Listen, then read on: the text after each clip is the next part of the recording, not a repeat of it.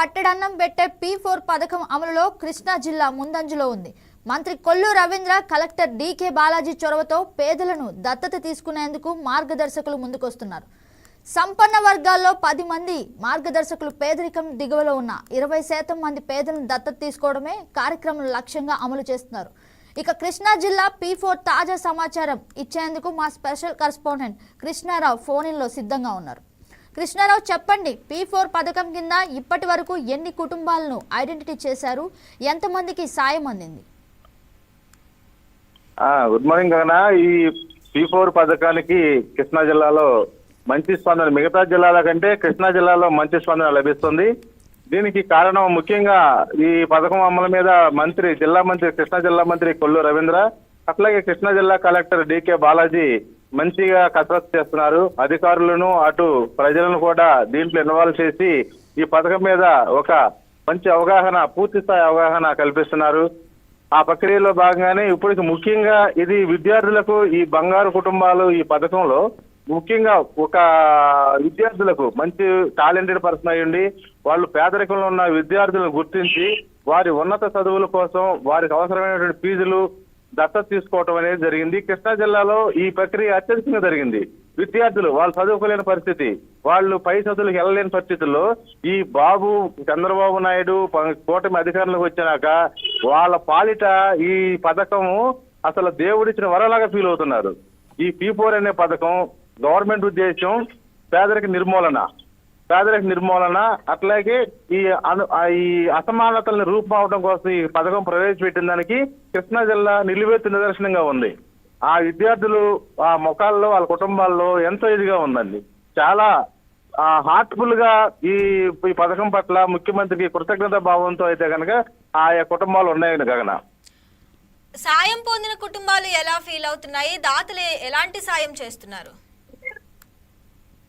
ఇక్కడ ముఖ్యంగా చెప్పుకోవాల్సింది దాతల గురించే. ఇప్పుడు ఈ సంపన్న వర్గాల్లో ఎవరైతే ఉన్నారో వీళ్ళల్లో ఒక 10% మందిని గుర్తించి వాళ్ళని ఇట్లా ఈ గవర్నమెంట్ ఈ P4 పథకం పెట్టింది. అంటే పబ్లిక్ పీపుల్ పార్ట్నర్షిప్ మీద ఇది నడుస్తుంది. దీంట్లో మీరు సహాయం చేయాలన్నందుకు చంద్రబాబు నాయుడు గారి మైలేజీ ట్రాక్ ని దృష్టిలో పెట్టుకుని అంతకుముందు జన్మభూమితో కూడా చంద్రబాబు నాయుడు గారు ఇలాగే గ్రామాలని అభివృద్ధి చేశాడు. జన్మభూమి పథకం ఎట్లా రెస్పాన్స్ అయ్యారో ఎన్ఆర్ఐలు కానీ, ఉన్నత వర్గాలు కానీ, సంపన్నులు కానీ, ఉన్నత ఉద్యోగాల్లో ఉన్న వాళ్ళు కానీ ఈ పథకానికి ముందుకు వచ్చి చేస్తున్నారు. ఈ లబ్ధిదారుల ఎంపికలో కూడా గ్రామ సభలు, వార్డు స్థాయిలో గ్రామాల్లో గ్రామ సభలు నిర్వహించి నిజంగా వీళ్ళు బిలో ప్రాపర్టీ కిందే ఉన్నారు, వీళ్ళు నిజమైన అచ్చమైన స్వచ్ఛమైన పేదలు, వీళ్ళకి కనీసం చదువుకోవడానికి, తినటానికి, ఉండటానికి సదుపాయాలు లేవు, వీళ్ళకి మీరు సాయం చేస్తే మీకు మంచి జరుగుతుంది, లేదంటే పేరు వస్తుంది అన్నందుకు వాళ్ళు స్పందించి ఈ పిల్లల్ని, చదువుకునే పిల్లల్ని దత్తత తీసుకోవటం, లేదనుకుంటే ఆ కుటుంబానికి ఏదైనా అవసరమైతే ఆర్థిక సహాయమో వైద్య సహాయం చేయటం అనేటువంటి జరుగుతున్నాయి. ఈ ప్రక్రియ కృష్ణా జిల్లాలో జరుగుతుంది. దాని పట్ల అటు వాళ్ళు సహాయం చేసేటువంటి సంపన్న వర్గాలు కానీ, సాయం పొందుతున్నటువంటి పేద వర్గాలు కానీ చాలా సంతోషం వ్యక్తం చేస్తూ ప్రభుత్వం పట్ల ఎంతో అభిమానాన్ని చాటుకుంటున్నారు. ఎస్ కృష్ణారావు, గత ప్రభుత్వంలో ఎన్నడూ లేని విధంగా ఈ యూనిక్ కాన్సెప్ట్ ని అందజేశారు. దీనిపైన ప్రజలు ఏ విధంగా ఫీల్ అవుతున్నారు? ప్రజలు దీనికి సంబంధించినంత వరకు ఒక రకంగా మనం చెప్పుకోవాలంటే ప్రచారం తక్కువగానే ఉంది. ఇది చాలా P4 పథకం ఉగాదిలో మార్చి 30న ఉగాది రోజున ఈ పథకాన్ని ప్రారంభించారు.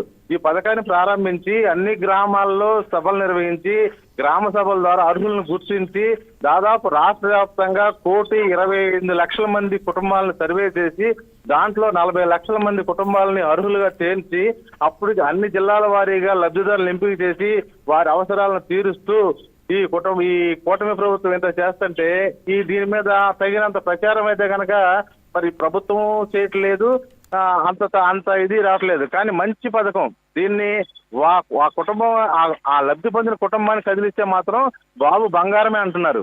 బాబు బంగారం అండి మా పాలిట అంటున్నారు. దీన్ని ఇచ్చేయాలంటే కనుక అధికారులు దీన్ని మంచిగా పబ్లిక్ తో కలిసి దీన్ని తీసుకొస్తే, ఎందుకంటే సర్వే చేశారు, సర్వే అయిపోయింది. రాష్ట్ర వ్యాప్తంగా 40 లక్షల కుటుంబాలు దీనికి అర్హులుగా తేల్చారు. దాంట్లో ఫస్ట్ విడతలో 20 లక్షల కుటుంబాలని వాళ్ళని పేదరిక నిర్మూలన చేయాలని, రేపు 29 నాటికి పేదరిక నిర్మూలన జరగాలని అలాగే 2047 వచ్చేసరికి ఉన్నటువంటి ప్రపంచంలోనే పేదరిక మనం అగ్రస్థానంలో వెళ్ళాలనే తపనతో ముఖ్యమంత్రి పనిచేస్తున్నారు. ఆ మేరకు ఇంకా తగినట్టు విధంగా ప్రజాప్రతినిధులు అధికారులు పనిచేస్తే చేస్తారు. ఈ విషయంలో మంత్రి కొల్లు రవీంద్ర గారిని చెప్పుకోవాలి. ఆయన దగ్గరికి ఎవరు వచ్చినా ఎవరు కలిసినా ఆయన మాట్లాడే మాట వాళ్ళ స్థితిని బట్టి, వాళ్ళ సంపన్న వర్గాలు, వాళ్ళు ఎన్ఆర్ఐలు అయితే కనుక మీరు P4 లో రండి, P4 లో భాగస్వాములు కండి అని ఆహ్వానిస్తున్నారు. ఆయన ఆహ్వానం మేరకు చాలా మంది వచ్చి ఈ పథకంలో చేరుతారు గగన. ఎస్ కృష్ణారావు, అలాగే మంత్రి కొల్లు రవీంద్ర ఇలాంటి మంచి కార్యక్రమాలు చేపట్టడంలో ఎప్పుడూ ముందడుగు వేస్తుంటారు.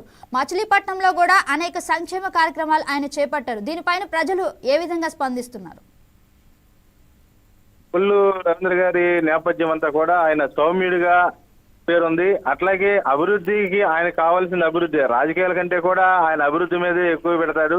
అధికారులతో స్మూత్ ఫంక్షనింగ్ తో ఉంటారు. పొలిటికల్ పట్ల కూడా ఇక్కడ ఒక ఫైర్ బ్రాండ్ ఉన్నారు పేరు నాని గారు అని.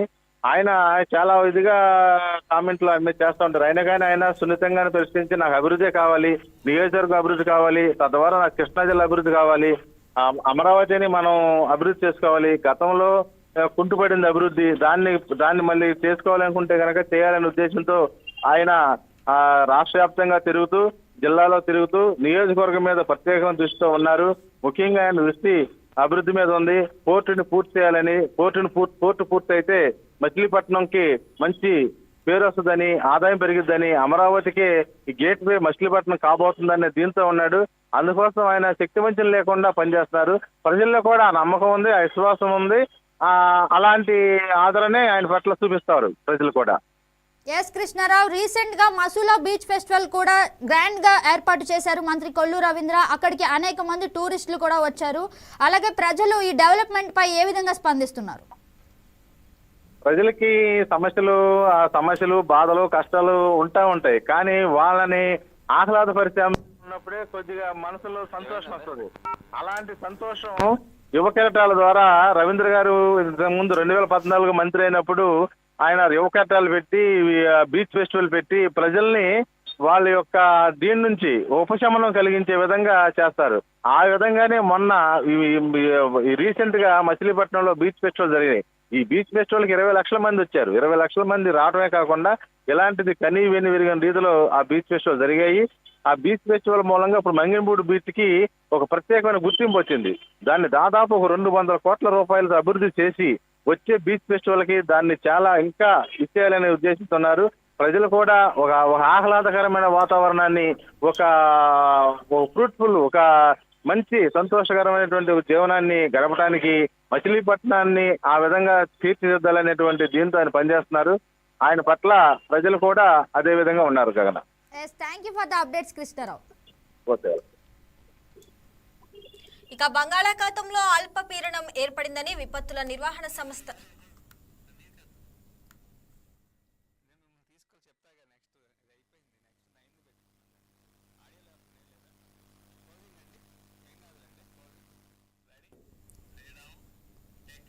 As of now, good morning Andhra Pradesh updates. Keep watching YK News.